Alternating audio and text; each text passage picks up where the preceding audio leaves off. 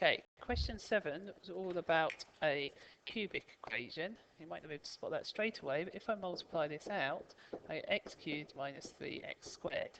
So that's the highest power is 3, so it's a cubic. Now that they've already given it to us in factorized form, so when y equals 0, we get 0 equals x squared times x minus 3, which means either x squared equals 0, so x equals 0, or x minus 3 equals 0, so x equals 3. Now that's just my thinking, you wouldn't have to write that down if you could work that out.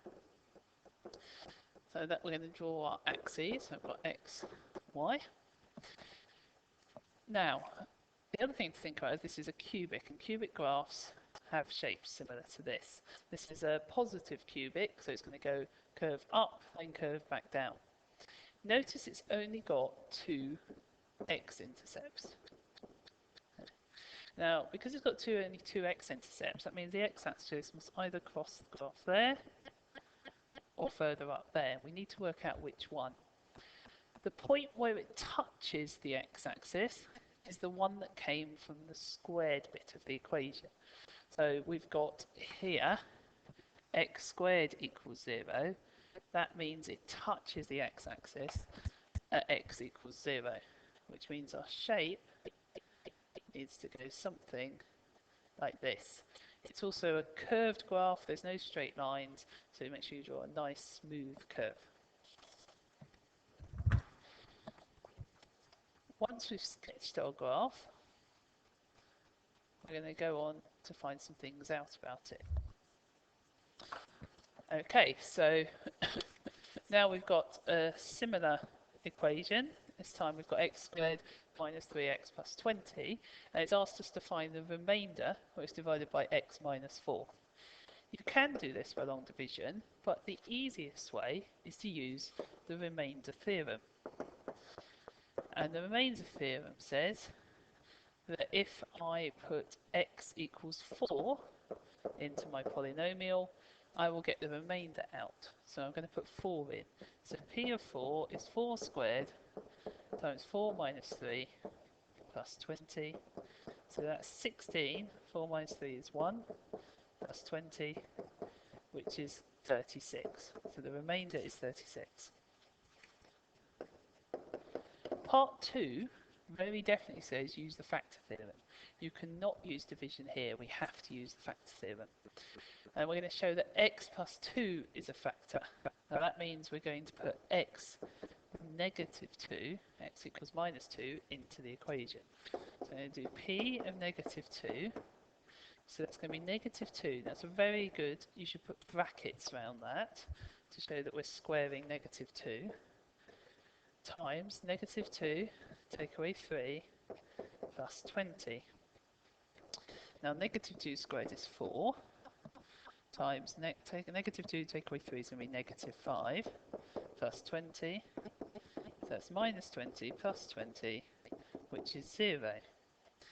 Now this was a show that it's therefore very important that we write a statement.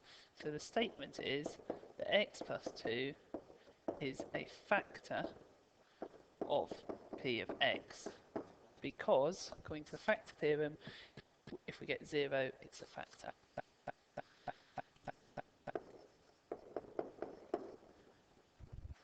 Right, so we've done all of that. Okay, so the next thing is we're going to write this in a different form. Now we've found a factor. We'll probably find it helpful to first of all expand the brackets, so we get x cubed minus 3x squared plus 20 before we factorise. Right, so we're going to factorise this. Now we know x plus 2 is a factor, so one of the brackets must be x plus 2.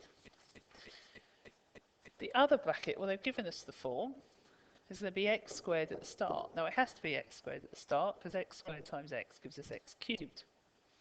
As we know it's a factor, we know the two numbers, so that's c and 2, we must multiply to give the value on the end, so they must multiply to give 20. So that means the number on the end is 10. All we've got to do now is think about how we can get minus 3x squared in the middle.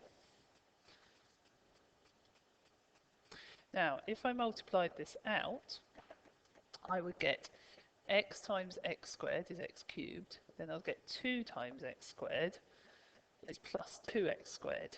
So in order to get to minus 3x squared, I'm going to need to take off 5x squared. So if the number in the middle is minus 5x, I would then do x times negative 5x to get negative 5x squared. So I'd have 2x squared, take away 5x squared, would give me negative 3x squared. If you find that difficult to do in your head, you can use the grid method. This is a backwards multiplication grid, and to do that, we write x plus 2 down the side, and in the middle of the grid, we're trying to get our answer. Now that means the top left corner must be x cubed. So what times x gives x cubed? That's x squared. X squared times 2 gives me 2x squared. And then looking diagonally, if this was a multiplication grid, those two squares would give me the x squared term. So 2x squared, I need to take off 5x squared to make the 3x squared in the middle. So x times what gives minus 5x squared? That must be negative 5x. Negative 5x times 2 is negative 10x. Now there's no x's in our answer, so this must be 10x. So what times x makes 10x? That must be plus 10. Plus 10 times 2 gives me 20, and it worked. You must write it in the form the question asked for. So we must write our final answer as x plus 2 times the quadratic that we found. Okay, so then our final bit is to show, and it's a bit of a clue because it says hence, show that the equation p of x equals 0 has exactly one root. Okay, so a clue here, p of x equals 0, and as it's a hence, we're going to use the form that we've just discovered. Write that down, equals 0. Now, if that equals 0, that means either x plus 2 equals 0, so x equals negative 2, or this quadratic equals 0. Now, they've told us there's only one real root, and we found that. This is the one real root. So we need to prove that the quadratic has no solutions. And to do that, we think about the discriminant. So the discriminant of this is b squared minus 4ac. So that would be negative 5 squared minus 4 times 1 times 10. Now, in order to have no real roots, that must be less than 0. So let's find out. So b squared minus 4ac equals that. Now, negative 5 squared is 25. Take away 4 times 1 times 10 is 40, equals negative 15, which is less than 0. Therefore, no real roots, and only real root is x equals minus 2.